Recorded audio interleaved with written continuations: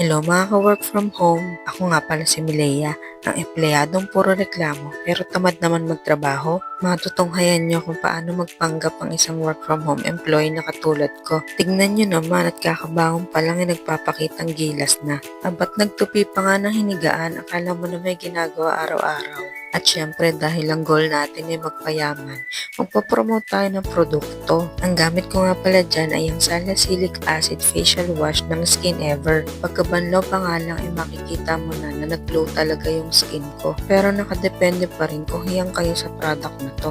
Pagkatapos ko ang maghilamos ay makikita nyo kung gaano ako kagaling magpanggap sa trabaho ko. Aba ay umaga pa lang ay nagre-reklamo na. Reklamo ng reklamo, susunod rin naman. Ganyan talaga gawain ng mga tamad. Mauna reklamo bago sumunod. Baka naniniwala kayo sa mga pinagsasabi ko at hanapin nyo pa ang boss ko baka isumbong nyo pa ako. Biroan lang ho tayo din nagtatrabaho ako na maayos.